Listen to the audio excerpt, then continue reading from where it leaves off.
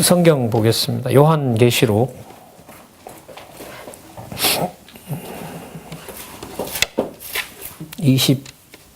22장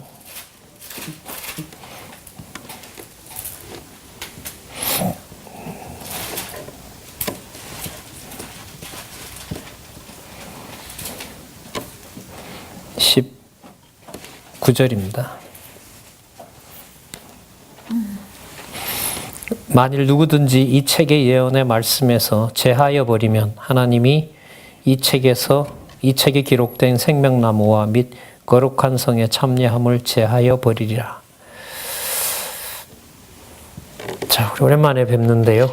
성경과 논리해서 성경 개론 구조가 가지고 있는 이 논리적 통일성에 대해서 일반적으로 말하는 논리학의 원칙들을 저희들이 배워나가고 있습니다. 잠시 정리를 하면 어떤 개념 하나는 개념으로서 독자적으로 존재할 수가 없습니다. 예를 들면 제가 여기에다가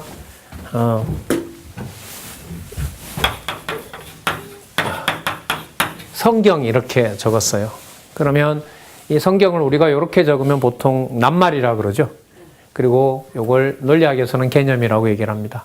그럼 이게 개념이 되는 순간 이것은 그 내에 뜻을 갖게 돼요. 개념이라는 말은 뜻을 담고 있는 낱말 이렇게 되겠죠. 그 정의를 진짜 내리면 개념이란 뜻을 가지고 있는 낱말. 그러면 뜻을 가지고 있다는 말은, 자, 여기서부터 뜻을 가지고 있다는 말은 이 낱말을 어떤 틀에다가 넣어야 되게 되어 있습니다. 이 낱말을 그 문법이라는 틀에 넣어야 말이 됩니다. 제가 여러분들한테 이제 이렇게 강의를 하면서 낱말만 수백 개 던지고 가면 의사소통을 할 수가 없습니다. 그리고 낱말이 그렇게 되어 있지 않죠. 이게 개념인 이상은 여기에 뜻을 담고 있는 거죠. 그럼 이걸 뜻을 담고 있다는 걸 일단 표현할 때는 두 방향으로 이제 전개가 됩니다. 두 방향으로 전개가 된다는 말은 말을 만들어낼 때 두 방향으로 전개된다는 거죠. 그럼 얘가 한 번은 뭐가 될 수 있냐면 주어가 될 수 있습니다. 주어가 된다는 말은 어떻게 시작하죠? 성경은 이렇게 시작합니다. 주어가 될 수가 있어요. 모든 낱말이 다 그럴까요? 거의? 아니요. 다. 그러니까 성경이 아니라 모든 낱말은 주어가 될 수 있어요. 맞죠?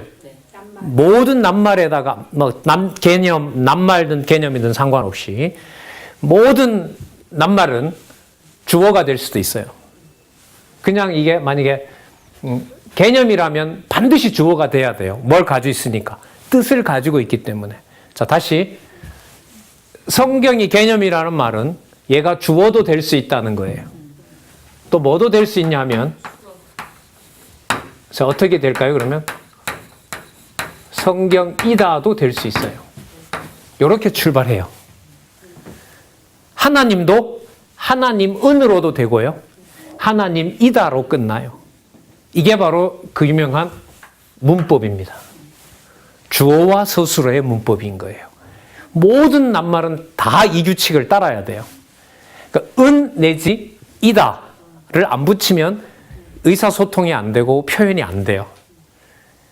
자, 그러면 성경은 이라고 말을 했으면 성경은 무엇이다라는 걸로 결론을 내려야 됩니다. 그러니까 주어를 시작을 했으면, 주어로 났으면 서술어에 같은 말을 넣으면 안 되고요. 그러니까 여러분 같은 말 넣을 수도 있어요. 잘 보세요.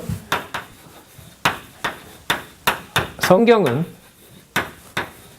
성경이다. 주어 서술어가 있죠. 맞죠? 이게 문법이 맞는 거예요. 왜? 뭐도 있고 뭐도 있으니까. 자, 주어도 있고 서술어를 영어로 predicate라 그럽니다. 서술하다. 버브가 아니고요. 동사가 아니기 때문에. 주어도 있고 서술어도 있어요. 예를 들면 물었어요. 너 누구야? 라고 저한테 물어요. 너는 누구야? 이러면 나는 이렇게 하잖아요. 나는. 그러니까 이 자리가 무슨 자리가 되냐면 자, 복습 좀 할게요. 문제인 거죠. 그 주어는 뭐냐? 문제예요. 문제예요. 그러면 문제를 여기다가 놓게 되면 나는 누구다라고 할 수 있지만 나는 나다 이렇게 말할 수가 있는 거죠. 이게 문법 구조를 따르는 거예요, 이게. 이런 걸 보고 자, 우리 고급 언어 하나 배우죠. 동일유리라 그럽니다. 주어와 서술어가 뭐 할 때? 같을 때. 너 누구야? 이러면 나는 나다 이러는 거죠. 나는 나다. 뭐 옛날 개그 프로그램에 나왔나요? 개그 프로그램에 나왔는데 너가 누구야? 이러면 내가 나지. 뭐 누구야? 그 말은 어떤 의미죠, 근데? 여러분, 성경은 성경이지라고 대답하잖아요. 말을 만들어 하잖아요, 우리가. 어떨 때 그런 말 하죠? 강조할 때. 뭘 강조할 때? 성경은 강조. 자, 이거. 나는 나야, 이 말은? 나는 나지. 누구랑? 너랑 다르다. 그러니까 다르다라는 게 들어가 있죠. 그러니까 나는, 나라는 어떻게 보면 좀 고유한 뭔가를 가지고 있다. 이런 말이거든요. 나는 나다. 어쨌든 여기도 보면 뭐가 돼요? 주어와 서술어 구조를 가지고 있죠.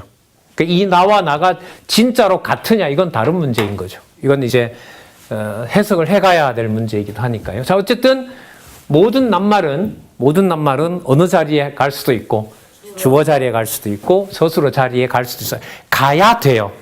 가야 성경이라는 낱말을 뭐 할 수 있다? 쓸 수 있다는 걸 내가 확인할 수가 있어요.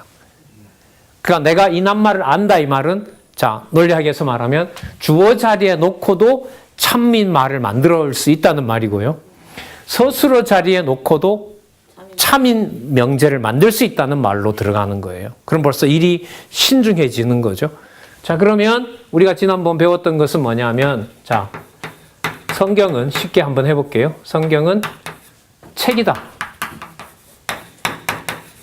자, 그러니까 이게 S고 P인데 어디 속에 어디에 뭐가 들어가죠? 책 속에 성경이 이렇게 들어가죠. 그러니까 P가 커지는 이런 경우인 거죠. 그러니까 여러 책 중에 뭐가 있어요? 성경이 있는 거죠. 그러면 책이 그렇다고 성경인 건 아니죠. 아니죠. 자, 그러면 책 중에서도 무슨 책? 예를 들면 기독교 일반적으로 경전인 책이다 이렇게 되는 거죠. 그러면 기독교 경전이라는 게 성경을 설명하는 풀어주는 말이 되는 겁니다. 자, 그러면 성경은 책이다 이렇게 할 수도 있어야 되고요. 또 하나는 이것도 가능해야 되죠. 성경이다. 왜? 서술어 자리도 놓을 수 있어야 되니까. 자, 그럼 해볼까요? 무엇은 성경일까요? 주어를 뭘 넣으면 될까요? 이거는 쉽게 돼요, 사실. 맞죠? 성경은 무엇이다 하기는 참 편한데 이걸 어느 자리에 놓으면 성경에다가 놔버리면 이게 다른 거에 비하면 이 위에 거와 비교하면 이게 어려워져요. 그 무엇은 성경이죠? 이거 쓴 거 쓰지 말고 하나님 말씀은 성경이다. 자, 그럼 한번 해볼게요. 그러면 하나님 말씀이라고 해볼게요. 그러면 S와 P의 구조가 이렇게 돼야 되죠. 통상으로 말하면. 맞죠? 책 안에 성경이 있잖아요. 그럼 성경 안에 뭐가 있어요? 그러면 당장 뭐가 돼요? 그럼 인간의 말도 있는 거네. 이래 된다고. 이게. 내 의도와 상관이 없는 거예요, 이게. 그러니까 문법에다가 이렇게 글을 표현하잖아요. 그럼 내 의도를 반영이 되기가 힘들어요. 그래서 이렇게 인문학이나 철학을 공부하는 사람들한테는 소위 말장난이라는 게 안 따라올 수가 없어요. 왜냐하면 그 말을 손에 쥘 수 있는 게 아니라 전부 머릿속에 있는 추상적인 어떤 이런 그야말로 손에 잡히지 않는 개념들을 단지 논리적으로만 서술을 해가야 되는 거기 때문에 이른바 말장난이라고 부르는 것들이 생기는 거죠. 자, 장난을 잘 치느냐 못 치느냐, 거리듯하게 치느냐 뭐 이런 좀 말이 되긴 한데 말이 당장 그렇게 되는 거죠. 그러니까 하나님의 말씀은 성경이다라고 하는 말은 성경 안에 하나님의 말씀도 있고 누구 말씀도 있고 당장 이래 열려요. 그런데 지금 얘기하신 분은 저는 그게 아니라 이렇게 쓴 거예요. 굳이 설명을 하자면. 이럴 때는 무슨 구조가 아니에요? 이러한 일반적인 문장 구조는 아닌 거죠. 근데 SP의 구조가 하나님의 말씀은 성경이다라고 하는 이다라는 게요. 동일이라는 말을, 동일성이라는 걸 허용은 해줘요. 예를 들면 번역을 해요. 바이블은 성경이다. 이거 문법 구조 맞죠? 네. 바이블은 성경이다. 이거는 뭐죠? 바이블을 성경으로 번역한 거죠. 이건 1대1이 맞죠. 요런 것도 그러니까 포함하는 거예요. 그러나 어디 급으로는 올려놓을 수는 없어요. 명제로 쓰기에는 불안한 거예요. 이 명제가. 무슨 말씀인지 아시겠죠? 자, 그러면 지금 말씀하신 의도는 이거지만 이런 게 있기 때문에 명제를 이렇게 바로 쓸 수가 없는 거예요. 자, 오늘 그 얘기를 하려고 해요. 오늘 두 가지 얘기하려고 하는데 하나는 자, 복습도 할 겸 우리가 지난번에 사실 어디까지 했냐면 연역에서 귀납으로 가다가 우리가 수업을 마쳤어요. 이제 계속 귀납 연역, 그 다음에 이제 귀납 연역을 좀 더 들어가서 이제 전제와 근거 여기까지 하고요. 그 다음에 비형식적 오류 추리라는 게 있어요. 이게 되게 재밌어요, 이거는. 나중에 이제 비형식적 오류 추리까지 가면 우리가 기호 논리학까지 우리가 여기 살 필요는 없고 비형식적 오류 추리 가면 뭐 딜레마 나오고 그래요. 그럼 그걸 가지고 일반 논리학에서 봤을 때 성경이 얼마나 탁월한 논리적 구조를 가지고 있는지를 거기서 이제 드러나게 되는 거예요. 자, 그래서 이제 앞으로 글을 보시거나 평가하시거나 혹은 쓰실 때 도움이 좀 되셨으면 좋겠다. 이렇게 생각이 듭니다. 자, 그러면 여기서 성경이다라고 하는 것을 그러면 성경 안에는 하나님 말씀, 인간의 말도 있다라는 오해를 안 받으려면 다른 걸로 써야 돼요. 그럼 뭐로 할까요? 무엇은 성경이다?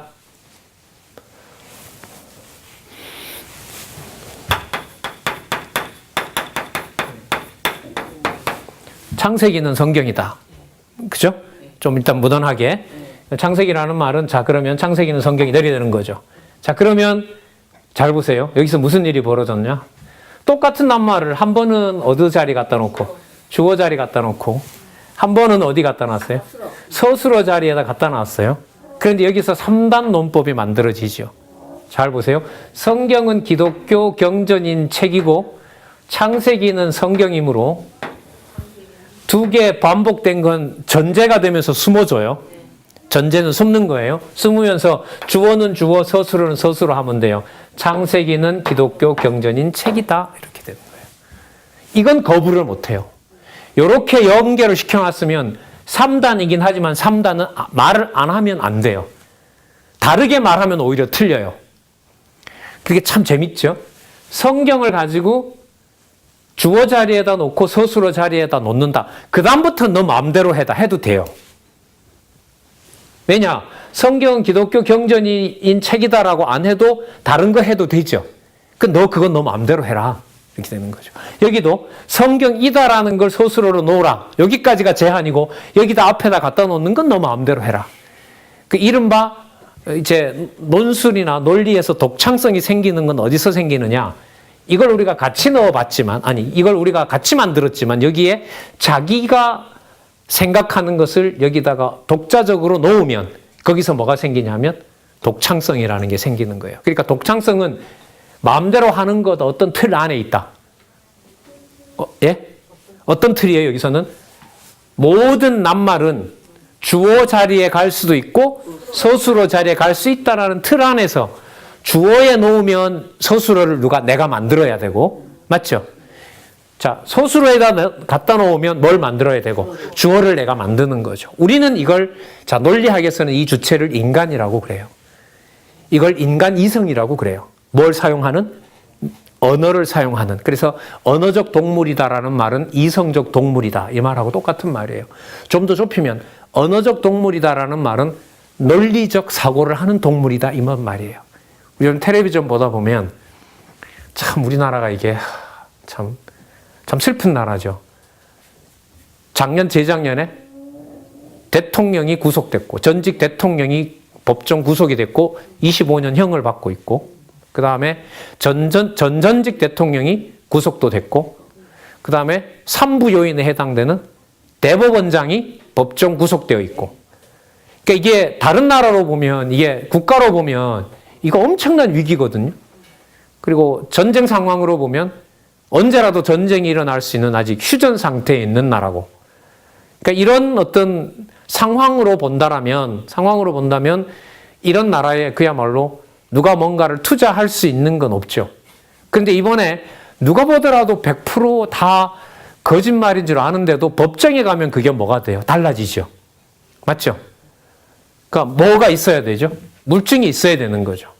심증만 가지면 안 된단 말이죠. 그러니까 살인자로 구속을 했는데 증거가 없어서 뭐로 무죄로 방면되는 경우는 허다하단 말이죠. 이 세상에서. 자, 그러면 우리가 어떤 말 하냐면 합리적 의심, 이건 기자들이 어느 누구를 싫어하는 사람을 공략해서 진짜 매장시킬 때 그 말을 많이 하죠. 그 기자는 글을 써도 책임으로부터 회피가 돼요. 기자들은. 뭐 그것 때문에 우리나라의 과거의 어떤 뭐 광주항쟁이나 이런 것들이 드러나기도 했지만은요, 기자들에 의해서. 어쨌든 우리가 어떤 말 하면 합리적 의심이라는 말을 요즘 많이 하죠. 뭐는 없지만 분명한 것 같은. 증거는 없지만 뭐예요? 분명히 일어나는 거. 우리가 보통 합리적 의심이라고 하잖아요. 그러니까 합리적 의심이라는 게 어떤 구도 속에 있기 때문에 그러냐면 이런 추론 구조 속에 있기 때문에 그래요. 예를 들면 이런 거예요. 성경은 책이다. 성경은 기독교의 경전인 책이다. 창세기는 성경이다 했잖아요. 제가 세 번째 말을 안 했어요. 저는 단지 이 두 마디만 했어요. 근데 제가 세 번째 말을 안 하면 저는 창세기는 기독교 경전인 책이다를 말한 건 아니에요, 저는. 그런데 이런 구도를 만들어 놓으면 이 말은 내가 말을 하든 안 하든 뭐 할 수밖에 없어요? 나올 수밖에 없어요. 그래서 나는 어떻게 변명을 하냐면 두 마디를 얘기한 거지 세 번째 창세기는 기독교 경전이라고 한 적은 없다, 나는. 이걸 가지고 세상에서 실제로 말을 했느냐 안 했느냐 이 싸움을 하는 거예요, 사실. 근데 이거는 우리가 볼 때는 좀 웃기는 거죠. 그럼 모르겠어요. 하나님께서 어떻게 이제 섭리를 하실지 몰라도 제가 성경신학과 관련해서 잠시 얘기를 드리면 세상에서는 성경은이라는 것을 주어의 자리에 놓고 주어 자리에 놓을 수 있으려면 서술어 자리에도 놓을 수 있어야 된다. 주어 자리에 놓았다면 서술어 자리를 만들어서 참인 명제를 만들 수 있어야 되고 서술어에다 놨으면 주어를 넣어서 이것 역시도 참인 명제를 만들어낼 수 있어야 된다. 참인 명제일 때 보너스로 주겠다. 거기서 뭐가 생긴다? 제3의 창조가 생긴다. 여러분, 우리들이 이렇게 만들었지 처음부터 창세기는 기독교 경전인 책이다라는 걸 말하려고 한 건 아니죠. 이게 바로 추론에서 생기는 짜릿함이에요. 그러니까 충실하게 논리를 따라오는데 논리를 따라가다 보면 뭐가 생겨요? 제3의 뭔가 이게 내 생각이 인간적으로 내 생각이 반영된 거라면 끝에 가면 내가 생각지도 않았던 명제가 만들어져요. 이런 구조 속에서 인도해 왔다면 그것은 뭐가 돼요? 나도 놀라는 거죠. 내가 이런 말을 하게 된 거야? 이렇게 놀라는 일이 벌어지게 되는 거예요. 자, 그러면 이게 어디서부터 왔죠? 모든 낱말은 어떻게 사용이 된다?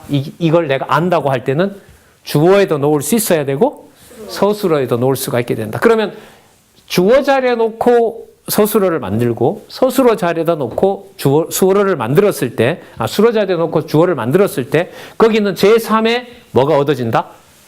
성경을 안다라는 게 진짜 아는구나라는 게 증명이 되는 거예요.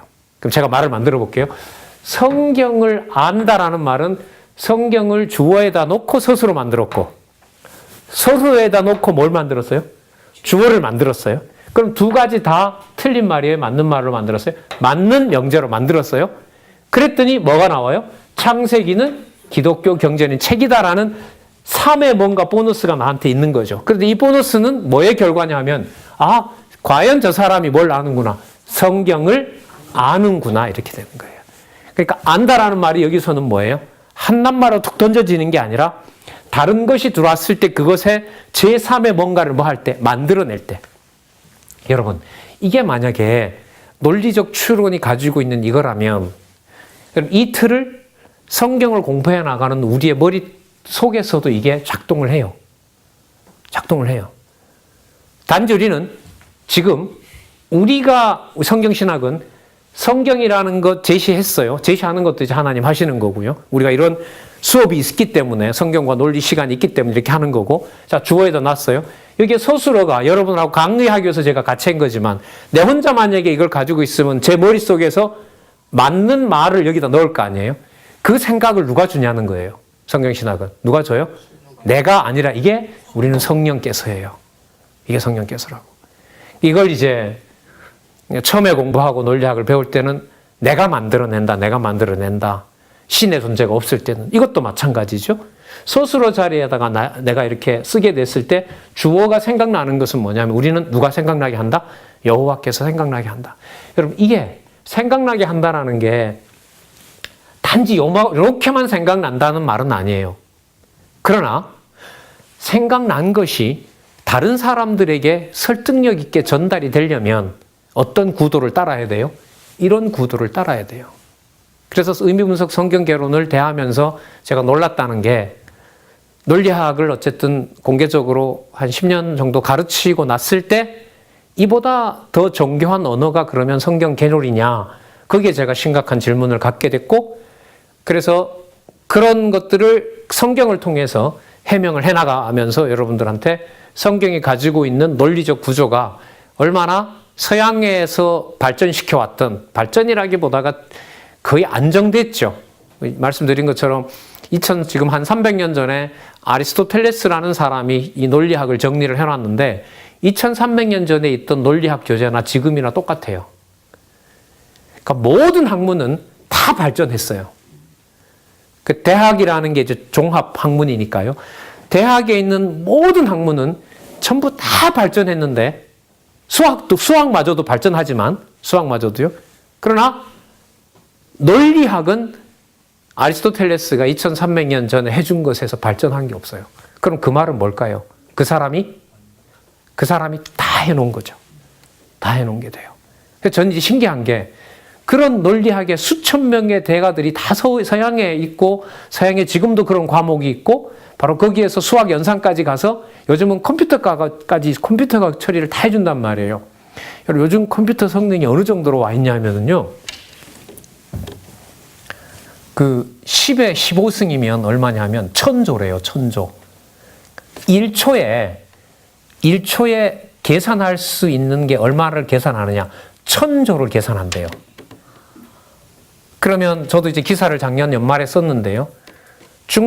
근데 이 가장 빠른 컴퓨터를 누가 가지고 있냐면 중국이 가지고 있어요. 근데 미국에서는 저렇게 안 빨라도 정보를 처리하는데 저렇게까지 안 가도 된다. 그러니까 1000조면은요, 지구 만들어진 데부터 지금까지 정보만 있다면 다 연산을 하는 거죠, 걔가. 그야말로 내 뿌리를 금방 찾아낼 수 있는 거죠. 데이터만 있다면. 그러니까 진짜 어떻게 가서 아담 아들이 맞다 뭐 이렇게 나올까지도 가능한 거죠. 데이터만 있다면은. 그래서 여러분 중국 같은 경우에 작년 연말에 이 사람들을 통제하고 뭐 기독교 이런 걸 단속하기 위해서 구글하고 협작으로 만든 합작으로 만든 안경 딱 쓰면 순간에 2만 명 찍어낸다는 거잖아요. 안경을 딱 쓰고 그럼 2만 명 딱 찍어내면 그게 어디로 가냐면 중국 중앙통제실로 딱 가서 딱딱딱딱 분류가 되는 거죠. 그래서 얘는 딱딱 나온 거 분류해서 얘는 고속철도나 항공기 끊어주면 안 되는 애. 왜? 끊어주면 얘는 다니면서 전도하니까. 그리고 반체제 인사니까. 그게 이제 분류가 되는 세상이란 말이죠. 제가 이제 어디서 얘기를 하면서 여러분 1초당 1000조의 연산 능력이 빠를까요? 예수님 머릿속에 생각나는 하나님의 말씀이 빠를까요? 이게 우리가 살고 있는 우리 시대에 성령께서 생각나게 하신다라는 것하고 연관이 돼요. 잘 보세요. AI가 10에 15승이라는 엄청난 연산을 가지고 지금 나의 건강 상태를 정확하게 체크를 해요. 지금 이 상태를 하면 몇 년 후에 죽을 것이고 얼마가 될 것이고 뭘 먹어야 되고 뭐가 가장 좋은지 걔가 다 끌어내줘요. 그걸 걔가 1초도 안 돼서 한 사람 정도는 분석할 거 아니에요. 제 자료를 가져다 주면. 아니면 생체 스캔하면 되죠. 생체 스캔을 쭉 해가지고 MRI 같은 거 찍는 데다 하면 다 나온단 말이죠. 그 따님이 하고 있잖아. 그죠? 우리 권사님 따님이 이거 하고 있는 거예요, 사실. 자, 그런데 이거 하고요. 그리스도께서 말씀하신 일용할 양식을 주옵시고라고 했을 때 하늘에 속한 일용할 양식을 보혜사 하나님이 처리하는 것하고 슈퍼컴퓨터가 빠를까요? 보혜사 성령이 빠를까요? 너무 뻔한 말인데 애들이 보면 에이 웃기고 있네. 무슨 성령이 그 10에 15승 정도 처리 능력이 있어. 이게 앞으로 올 세대들인 거예요. 걔네들이. 믿어지지 않는 거죠. 그러니까 이게 우리로 보면 뭘 말하냐면 여러분 사실 이걸 여러분이 논리적 연산이거든요. 이게 이제 나중에 기호로 넘어가게 되면 이런 것들을 전부 다 알레고리즘으로 만들어가지고 그 사람에게 가장 빠르고 내가 필요한 것들을 얻어내는 걸로 지금 가고 있단 말이죠. 그러니까 AI가 설득력 있게 이제 자기 정보를 가지고 우리에게 필요한 것들을 만들어주는데 뭐가 어떻게 만들어질지 모르는 세상이란 말이죠. 자, 그러면 이제 제가 좀 생각이 나는 게 요즘 우리가 살고 있는 시대에 성령께서 하늘에 속한 말씀을 생각나게 해주는 것하고 나한테 필요한 내 생존 정보를 순간 포착해서 빠르게 반응해서 나한테 알려주는 것하고 어느 것이 나를 더 하나님 자녀답게 만들어줄 것인가인 거예요. 제가 약간 우스갯소리지만 성령이 내 머릿속에 하나님의 자녀인 걸 생각나게 해주는 것하고 AI가 나에게 하나님 자녀인 것을 증명해 주는 것하고 누가 더 빠르고 정확할까요? 물어보나 마나죠. 기계가 하나님보다 앞설 수는 없으니까. 지금은 여러분 이세돌이가 못 이겨요, AI. 그러니까 전설처럼 한 번 이겨놓은 거죠, 역사상. 앞으로는 절대로 그런 일이 안 일어나요. 백전백패로 가게 돼 있단 말이죠, 지금은. 그 사이에 이른바 그 내에서 진화한다고 했으니까. 그러니까 지금 그런 시대에 우리가 살고 있는 거예요. 그러면 여러분 말씀이 생각난다라는 게 예를 들면 이런 거 다 무시하고 생각이 날까요? 아니면 이런 것도 이용해서 그 말씀이 나한테 납득되도록 할까요? 납득되도록 하는 거죠. 납득 안 되고 무조건 막 나온다고 하면 오순절처럼 성경 받으면 돼요. 딱 기도하다가 딱 펴서 이게 오늘 나에게 주는 말씀이다 이러면 돼요. 근데 사실 그걸 깨버리고 이게 아니다라고 증명을 해놓은 게 무슨 책이에요? 의미분석 성경개론이에요. 그러니까 이런 제목은 재밌는 거죠. 저희 같은 사람한테는 AI 시대와 아니면 슈퍼컴퓨터의 시대와 의미분석 성경개론의 관계.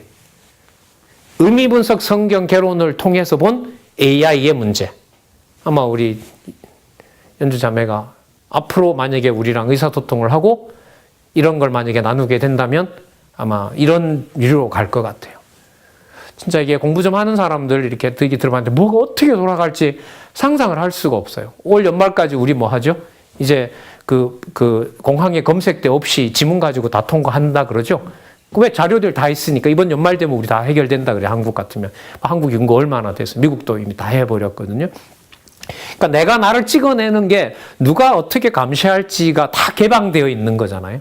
자, 너무 멀리 간 것 같지만 다시 한번 말씀을 드리면 어떤 낱말 하나가 이 낱말을 내가 이해한다고 했을 때 이해가 되는 것은 요 구조에다가 넣고 명제 2개를 만들고 만든 2개 명제 사이에 3번째 명제가 나면서 창세기가 기독교 경전의 책이구나 이런 정보를 우리에게 준다는 거죠.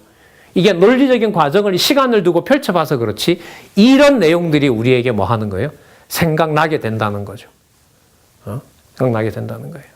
그럼 논리적이다라는 걸 그럼 이 모든 요구를 성경은 너는 다 지키고 있다고 보느냐? 저는 그 월등 이상이라고 보는 거고요. 여기 계신 분들도 우리가 보고 있는 의미분석 성경 개론에 한눈에도 보이기도 하고 또 여러 수십 개의 명제, 수백 개의 명제로도 설명할 수 있는 바로 그게 의미분석 성경 개론이다. 자, 그걸 오늘 또 한번 생각을 해보려는 겁니다. 그래서 한 번은 주어 자리에 놓고 수로 만들고 수로 자리에 놓고 서술을 만들어서 제3의 가능성을 제시해 줄 수 있도록 성경신학적 입장에서 보면 그 주관자가 누구다? 성령, 보혜사 성령이 주관자다. 이게 바로 우리에게 중요한 겁니다. 그러면 이런 데이터를 모으는 것도 내가 할까요? 성령께서 할까요? 그렇죠. 성령께서 이 시기에 기독교 지도자 협의회를 통해서 체제 개혁을 단행하게 하고 각자 말씀을 듣게 하는 그런 일들 속에서 성경을 보는 시간들이 늘어나도록 하는 것. 이게 바로 성령께서 뭐 하는 거죠? 여호와 하나님을 생각나게 하는 말씀 중심의 교회를 세워간다. 그 논리학을 좀 알고 있는 제가 봤을 때는 그런 일이 여기서 벌어지고 있는 거죠. 그래서 진짜 요즘 같으면 못 들어오게 해서 고맙다. 저쪽에. 맞잖아요. 요즘은 이 말 그렇게 좀 웃으시지만 웃어 넘길 수 있잖아요. 짜증은 좀 나지만 니들 덕분에 뭐 하게 됐다? 그렇잖아요. 공부하게 됐다. 야, 하나님 쓰신 방법이잖아요. 이게 누군들 상상을 했겠어요. 오히려 여기에서 여러 4명의 연구원이 각자 해당되는 사이에 그 맞는 나이에 차곡차곡 세워서 몇 년 안에 덩치가 큰 진리 집단을 만들어서 우리가 진리에 대응한다. 이건 우리가 생각했고 누가 보더라도 합리적으로 보였지만 하나님 하시는 방법은 아닌 거죠. 그래서 이게 논리학의 이러한 규칙들을 우리가 배워는 가지만 이 규칙들이 사용된다고 했을 때 세상에서 봤을 때는 맞는 명제지만 우리가 봤을 때 무슨 명제가 돼요? 틀린 명제가 되고, 세상에서 봤을 때 틀린 명제이지만 우리가 봤을 때는 그거야말로 맞는 명제가 돼요. 그게 어디에서 나오느냐? 여기서 나오는 걸 오늘 얘기하려고 하는 거예요. 자, 오늘 크게 두 가지입니다. 복습도 할 겸. 자, 그러니까 이 낱말에서 명제로 가서 논증으로 가서 귀납이 되고 연역이 되고, 그리고 어떤 명제를 안다 모른다, 이게 전부 다 어디에서 출발해요? 이 낱말 하나에서 출발해요. 우리가 알고 있는 그 성경이라는 말에서 모든 논리적 가능성이 다 생기는 거예요. 자, 그러면 조금 더 보도록 할게요. 제가 그러면 우리가 익숙한 명제 하나를 적으면서 생각을 해볼게요. 자,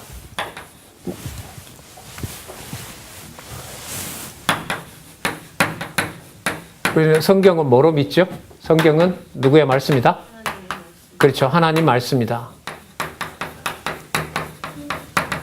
자, 경전은 그냥 그렇게 하니까 그냥 명제 만들려고 한 거고요. 자, 원래 우리가 쓰는 명제는 뭐냐면 성경은 하나님의 말씀이다. 여러분, 이렇게 쓴 것하고요, 이렇게 쓴 것하고 차이가 있을까요? 없을까요? 자, 누구에게 말을 한다고 해봅시다. 성경은 하나님 말씀이야. 이거 했어요. 그 말은 하나님의 말씀도 있다는 말인지 없다는 말인지 인간의 말이 있다는 말인지 모르는데 여기다 뭘 붙여버리면, 모든을 붙여버리면 강하게 주장하지만 뭐도 분명하게 제시해야 돼요. 아, 여기서 하나 안 했네. 여기서 하나 안 했어요. 뭘 안 했냐 하면, 자, 이게 여러분들 결론이잖아요. 그럼 이 두 가지가 뭐가 되죠? 전제가 되죠. 자, 그런데 결론도 명제고 전제도 명제잖아요. 그러니까 낱말은 주어 수로로 갈 수밖에 없어요. 자, 어떤 낱말 안다? 그 말은 뭐냐면 주어에도 넣을 수 있고 수로에도 넣을 수 있다는 거예요. 그 다음 두 번째, 주어와 수로를 넣으려면 뭘 만들어야 돼요? 명제를 만들어야 되죠. 그런데 그 명제는 자, 여기서는 주어와 수로로 갈 수밖에 없지만 여기서는 뭐가 될 수도 있고 뭐가 될 수도 있어요? 전제가 될 수도 있고 뭐가 될 수도 있어요? 결론이 될 수도 있는 거죠. 그러니까 무슨 뜻이냐면 성경은, 창세기는 성경이다라는 말이 전제로도 될 수 있고 뭐로도 될 수 있다? 결론으로도 될 수 있어요. 여기서부터 이제 갈라지는 거죠. 많이. 자, 낱말은 뭐로 간다? 주어도 될 수 있고 서술로 될 수 있다. 뭐가 생각날지 우리는 모른다. 성경신학적 입장에서 말씀드리면, 두 번째, 만들어진 명제도 두 가지다. 적어도 뭐가 될 수도 있고 뭐가 될 수도 있다. 전제가 될 수도 있고 근거가 될 수도 있고. 그럼 여러분, 말을 해갈 때 내 주장이 설득력이 있으려면, 내 주장이 강하려면 뭐가 뒷받침을 강하게 해줘야 돼요?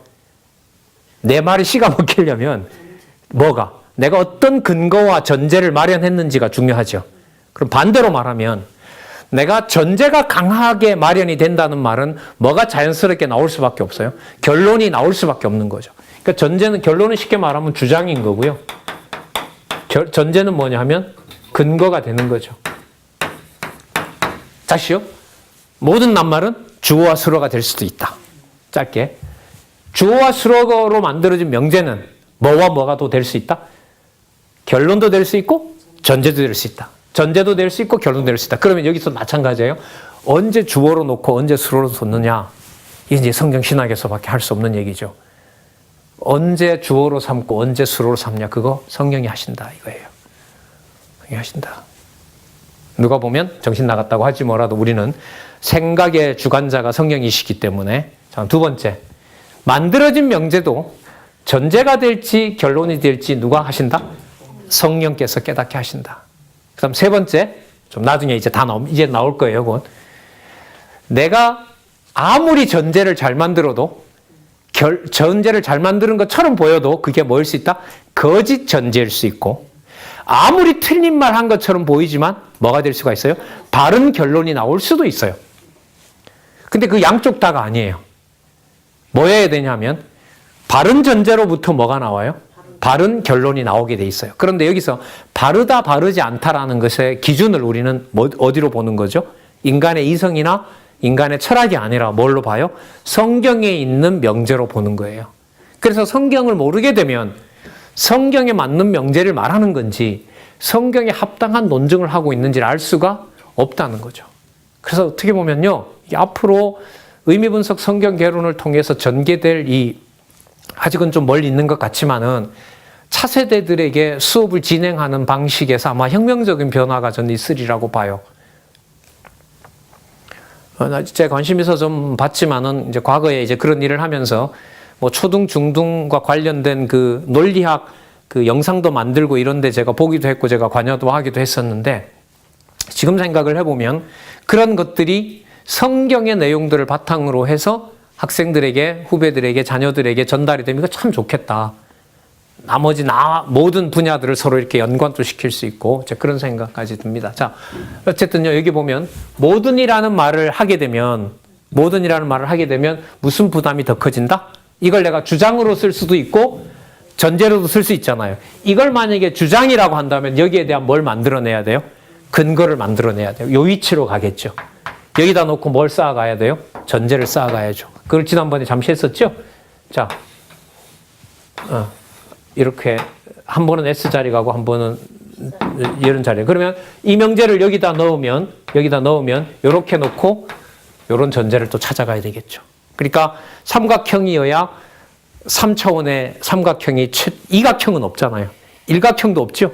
일각형, 이각형 이런 건 없어요. 1, 2 닫힌 게 하나 있어야 삼각형부터 우리는 도형이라고 그래요. 그와 유사하게 언어도 개념 2개로는 말이 안 돼요. 적어도 개념이 몇 개? 3개가 담겨 있을 때. 그러니까 아까 한번 잘 보세요. 성경은 책이다. 그건 누가 모르냐 그래요. 그런데 무슨 반박이 있죠? 다른 것도 책인데 이러니까 이게 사라져 버린다고. 그러니까 이거 되게 하기 위해서는 성경은 기독교 경전인 책이다. 그러니까 뭐가 됐어요? 몇 개가 있어요? 하나, 둘, 3개 속에서 명제가 만들어져요. 이런 것들이 이제 앞으로 이제 계속 한번 관심 있게 보도록 할게요. 오늘 얘기하려고 했던 거 하나만 더 말씀을 드리도록 할게요. 한 10분만 더 하겠습니다. 모든 성경은 하나님의 말씀이다라고 했을 때 모든을 붙이게 되면 여기에 대한 이게 주장이라고 한다면 뭐가 더 생긴다? 더 부담이 된다. 뭘 만들어내야 된다? 근거를, 전제를 만들어내야 된다 이거죠. 그런데 이게 만약에 보세요. 사실이라면 뭐가 만들어지냐 하면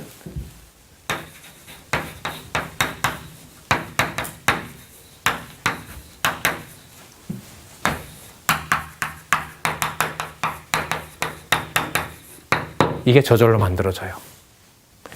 모든 성경이 하나님의 말씀이라면 내가 보고 있는 바로 이 성경도 뭐가 돼요? 하나님의 말씀입니다. 이게 추론이 생겨요. 그냥 절로 먹는 거예요. 그러니까 이럴 때 이렇게 말하면 안 되겠죠. 모든 성경은 하나님의 말씀이라고 해놓고 내가 가지고 있는 것은 성경이 아니다라고 말을 할 수가 없어요. 그건 안 되는 거예요. 이 규칙을 따라야 이게 만족이 되는 거죠. 자, 그러면 좀 길어졌는데 이건 다르게 말하면 내가 본다라는 말은 좀 그저 구체적인 거요. 이 성경도 뭐가 된다? 하나님 말씀이다. 이렇게 돼요. 왜요? 여기 하나 숨었죠. 뭐가 숨었을까요? 이 성경도 성경이기 때문에 이렇게 되겠죠. 맞죠? 여기 숨어 있는 거예요. 자, 어쨌든 그건 또 다음에 또 보도록 하고요. 그러니까 이게 일단 2단처럼 보이죠? 아니고 여기 숨어 있어요. 숨어 있어요. 그 뭐가 숨어 있냐면 이 성경도 모든 성경에 속한다 이렇게 되는 거죠. 자, 여기 하나님 말씀인 거고요. 자, 이렇게 보시면 되고요. 이 2단이 아니에요. 이게 3단이에요, 이게. 아셨어요? 여기 숨어 있어요. 자. 그런데 그 다음에 이제 2개가 중요한데요. 모든 성경이 하나님의 말씀이다가 만약에 주장이죠. 그런데 이걸 증명을 못했어요. 그러면 내 말이 뭐 하게 돼요? 틀리게 되죠. 맞죠? 자, 그러니까 여기 이 말을 하는 순간 뭐가 열려 있냐 하면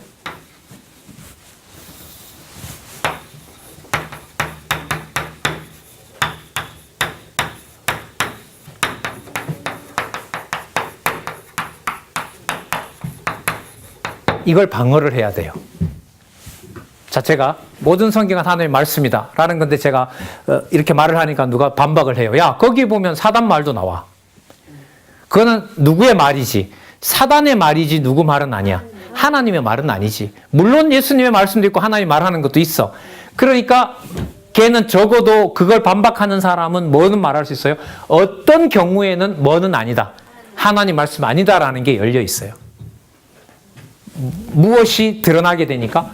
모든 성경은 하나님의 말씀이다라고 드러내니까. 그러니까 논리학에서는요, 말 안 하면 50점이다라는 말은 완전 틀린 말이에요. 그건 용납이 안 돼요. 용납이 안 돼요. 아예 그거는 담을 수가 없어요. 가시화시켜야 되고 드러내야만 가능한 거죠. 자, 그리고 자, 모든 성경은 하나님의 말씀이다라고 했을 때 뭐가 생기느냐? 이런 반박이 생겨요. 자, 그런데 야, 그 하나님의 말씀도 이사야가 그렇게 적어 놓은 거고, 맞죠? 예수님의 말씀도 마태가 적어 놓은 거기 때문에 무엇은 전부 하나님의 말씀이 아니다? 그럼 여기다 뭐가 나오냐 하면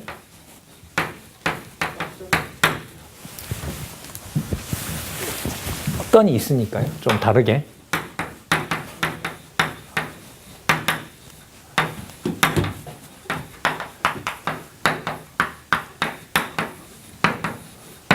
완벽하게 끝나는 거죠, 이 정도 되면. 이렇게 되는 거죠. 맞죠? 모든 성경은 하나님의 말씀이다를 완벽하게 뒤집으려면 뭐 하게 돼요? 어느 성경도 뭐가 아니다. 하나님. 우리는 창세기부터 계시록까지가 전부 하나님 말씀이다 했잖아요. 근데 여러분들 서구 자유주의 신학이 뭘 못 지켜왔어요?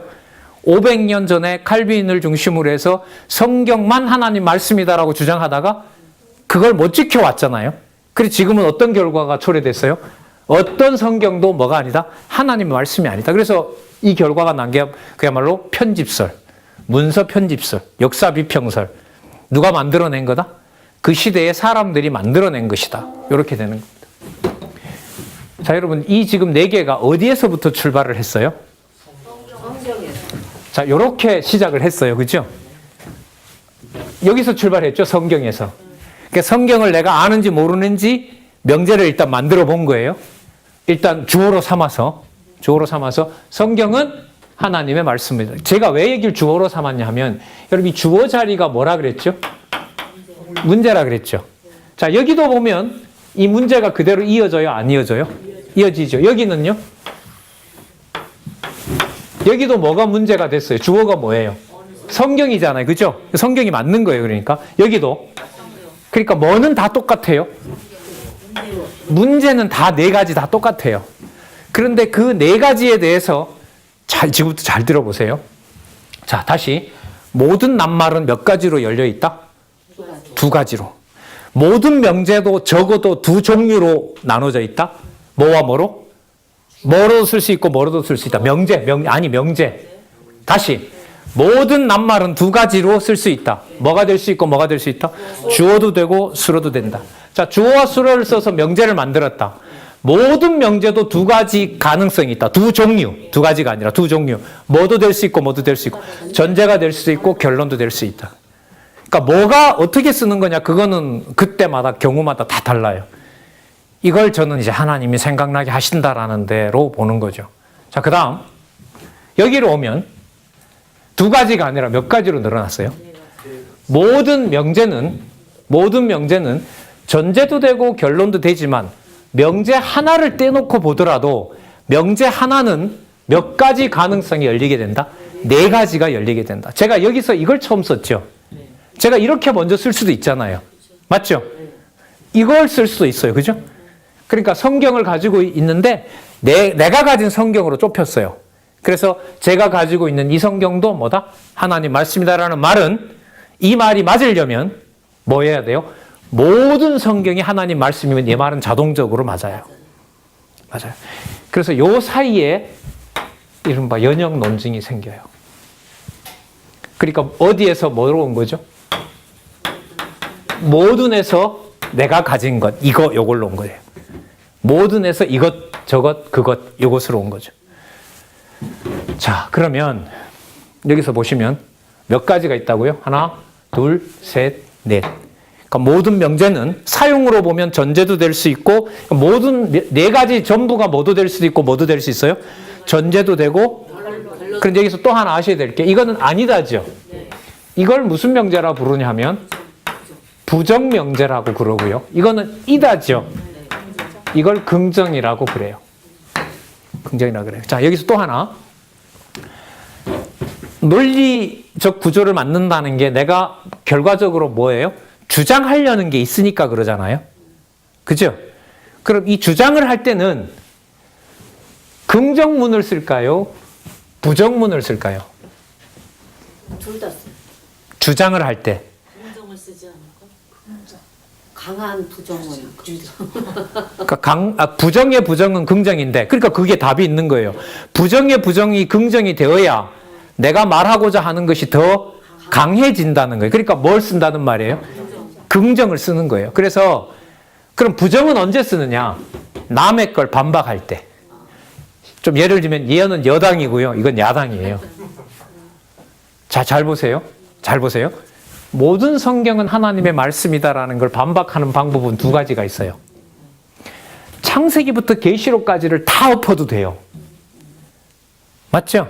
그런데 계시록 하나만 딱 떼도 무슨 명제는 성립 안 해요? 모든 성경은 하나님 말씀이다라는 건 성립할 수 없어요. 그러면 일단 반박으로 하려면 이걸 쓰는 게 쉬워요? 하나만 쓰면 돼요? 하나만 쓰면 되니까 뭘 써요? 이걸 하면 되는 거죠. 그러니까 여러분, 야당이 천하 쉬운 게 뭐냐면 정부에서 많이 쏟아낼수록 좋아요. 그래서 99개를 박수 받는단 말이에요. 그러나 한 가지 흠만 찾아내도 그건 뭐가 돼요? 야당 노릇을 할 수 있는 거죠. 근데 여러분, 반박하는 것하고요, 반박을 아무리 많이 한다고 해서 절로 긍정과 주장이 생길까요? 안 생길까요? 안 생겨요. 근데 우리는 뭘 착각하느냐? 말이 많고 트집을 잡고 반박을 많이 하게 되면 그게 그 사람이 뭔가 대안을 제시한다고 착각을 해. 쉽게 말하면 많이 무너뜨렸어요. 있는 집 열채 다 무너뜨렸어. 여러분, 잘못된 집이어서 열채를 무너뜨렸지만 열채를 무너뜨려 놓은 것 자체가 건축이에요? 아니죠. 더 큰 부담이 생기는 거예요. 그래, 이게 여러분 논리학에서 어떻게 보면 인간적인 어떤 예의와 그야말로 기본이 여기에 있는 거죠. 그러니까 뭐에도 참여하게 되고 부정과 비판에도 참여를 하지만 부정과 비판으로 다 무너뜨려 놓는 것이 아니라 뭘 제시해 줘야 돼요? 긍정으로 주장할 수 있는 게 뭔가. 그러니까 예를 들면 인간적으로 좀 말씀을 드리면 남을 깎아내리기 위해서 나는 평생 야당이다라는 것은 주장은 아니에요. 왜? 부정명제를 가지고는 뭘 할 수가 없으니까. 주장을 하기가 안 돼요. 그러니까 부정명제는 아무리 잘해봤자 몇 점이냐? 이게 바로 50점이에요. 아무리 잘해도 50점을 안 넘어요. 그러면 여기 보시는 것처럼, 자, 잘 보세요. 모든 성경은 하나님의 말씀이므로 내가 가지고 있는 이 성경도 하나님 말씀입니다. 이거야말로 뭐예요? 너무너무 자연스러운 연역인 거죠. 그런데 한번 보세요. 내가 가진 것이 성경이므로 모든 성경은 하나님 말씀이다. 이건 돼요, 안 돼요? 자연스럽지 않죠. 그럼 이게 바로 뭐냐 하면 귀납이에요. 여러분, 여기도 논리적으로는 그래요. 어느 성경도 하나님 말씀이 아니기 때문에 내가 가지고 있는 성경도 하나님 말씀이 아니다. 이건 맞아요, 아니에요? 맞죠? 어느 것도 성경이 아니니까 내가 가지고 있는 것도 뭐가 아니에요? 성경이 아니에요. 그러니까 이건 맞아요. 이게 논리적으로 추론이 된다고. 예. 근데 왜 이상하냐? 이 원칙 때문에 그래요. 자기의 어떤 강한 주장을 말할 때는, 분명한 주장을 말할 때는 부정문이 아니라 무슨 문? 긍정문으로 쓰는 걸 많이 봤기 때문에 그래요.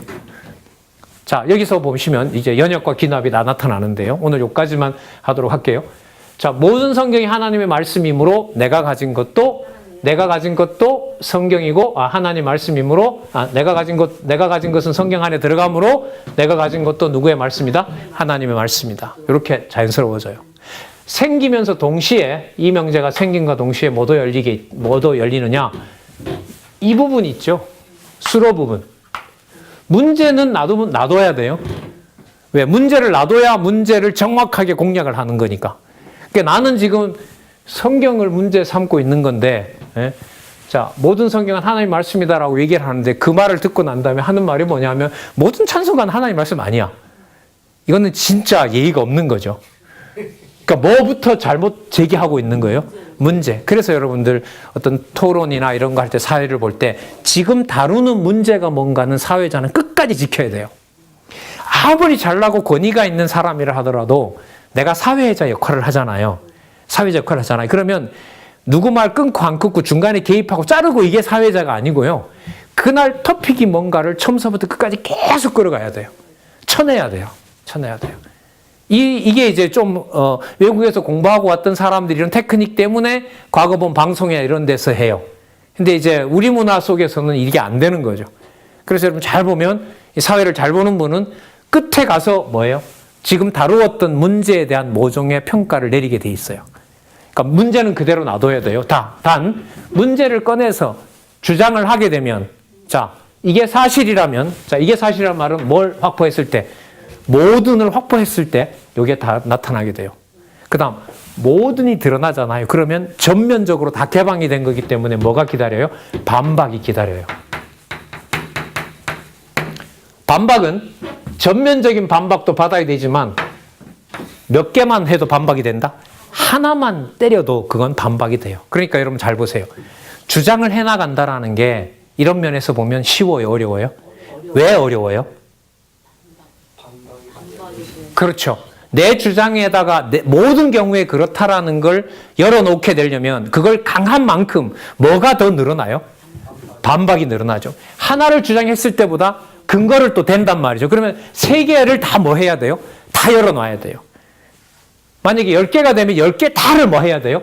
10개의 반박을 동시에 열어놔야 되는 거예요. 그럼 이 반박을 뭐 하기 위해서? 막고 변호하기 위해서 예를 들면 의미분석 성경 개론 같으면 이건 부족했는데 이건 부족했는데라고 하니까 계속해서 뭐가 돼요? 개정판이 나오는 거예요.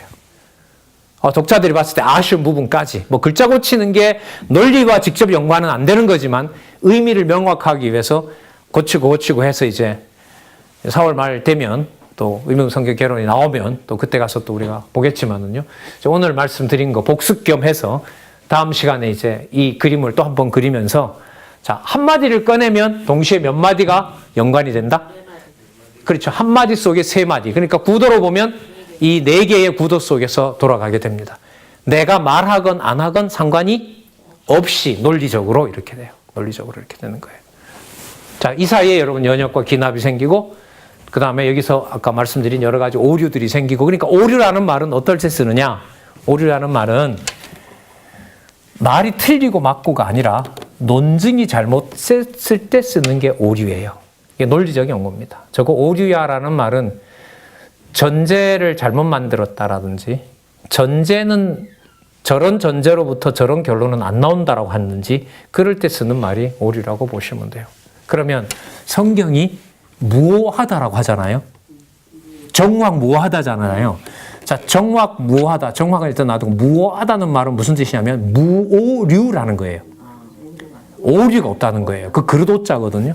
오류가 없다는 말인데 그럼 오류가 없으려면 논리적 요건을 다 충족시켜줘야 돼요. 이 논리학을 어느 정도 이렇게 정리하면서 대학에서 가르친 저한테는 그게 얼마나 부담되고 확인 안 하면 안 되는지 아시겠죠. 그걸 지금 좀 이렇게 개론을 알고 있는 우리로서 같이 좀 확인해 보려는 겁니다. 이게 은연중 성령께서 함께 하시면 내가 성경을 공부해 나가고 또한 전제와 결론이다 또 성경을 통일성 있게 본다라는 것에도 공부해 나가는데 글쎄 저는 좀 자극이 많이 됐는데 여러분들에게도 그러기를 바랍니다. 마치겠습니다. 기도하겠습니다. 하나님 아버지 감사합니다. 정확무오한 하나님의 말씀이라는 거 서구교회의 강한 명제도 줬고 그렇게 지키고 싶어하는 마음들도 줬는데 하나님 결국 지켜지지 못했습니다.